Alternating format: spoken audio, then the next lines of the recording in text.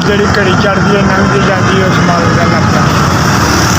ਉਹ ਅੰਗੂਰ ਲਾਏ ਤੇ ਇਹ 200 ਰੁਪਏ ਕਿਲੋ ਪਾਈ ਜਾਂਦੇ 50 ਰੁਪਏ ਪੰਜਾਹ ਮੇਰੇ ਕੋਲ ਜੀ ਪੈਸੇ ਕੋਈ ਨਹੀਂ ਸੀ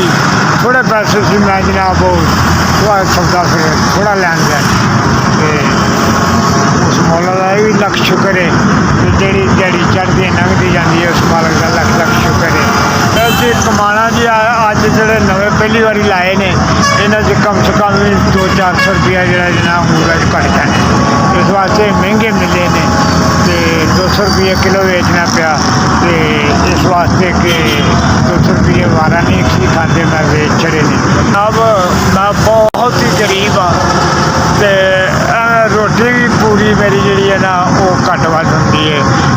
ਮਤਲਬ ਰੱਬ ਨੇ ਸ਼ੁਕਰ ਹੈ ਅੱਲਾ ਦਾ ਚਲੋ ਇਹ ਲੰਘ ਪੈਰ ਦਿੱਤੇ ਜਿਹਦਾ ਕਮਾ ਕੇ ਖਾਣੇ ਨੇ ਬਹੁਤ ਗਰੀਬ ਹਾਂ ਬਹੁਤ ਗਰੀਬ ਹਾਂ। ਹਾਂਜੀ 5000 ਰੁਪਇਆ ਬੜੀ ਅਮਦਾਦ ਇਹਦੀ ਮਿਹਰਬਾਨੀ ਹੈ ਅਤੇ ਬੱਚਿਆਂ ਨੂੰ ਅੱਲਾ ਤੰਦਰੁਸਤ ਇਹਨੂੰ ਕਿਸੇ ਸ਼ਾਹ ਦੀ ਖੋਜ ਨਾ ਦੇਵੇ ਅੱਲਾ ਪਾਕ ਉਹਨਾਂ ਨੂੰ ਸਲਾਮਤ ਰੱਖੇ। ਮੇਰੀ ਅਮਦਾਦ 5000 ਦੀ ਉਹਨਾਂ ਨੇ ਕੀਤੀ ਹੈ ਹੁਸੈਨ ਲਜਪਾਲ ਦਾ ਸਦਕਾ ਕਰਕੇ ਜ਼ਾਹਰਾ ਪਾਕ ਦੇ ਬੱਚੇ ਦਾ ਕਰਕੇ ਮੌਲਾ ਅਲੀ ਦਾ ਸਦਕਾ ਕਰਕੇ ਇਹਨਾਂ ਨੂੰ ਅੱਲਾਹ ਪਾਕ ਬਹੁਤਾ ਦੇਵੇ ਕਿਸੇ ਸ਼ਾਹ ਦੀ ਥੋੜ ਨਾ ਦੇਵੇ। ਇਹਦਾ ਮੇਰੀ ਅਮਦਾਦ ਕੀਤੀ ਹੈ 5000 ਦੀ ਗਰੀਬ ਵੀ ਤੁਹਾਡਾ ਰੱਬ ਭਲਾ ਹੋਵੇ ਅੱਲਾਹ ਪਾਕ ਤੁਹਾਨੂੰ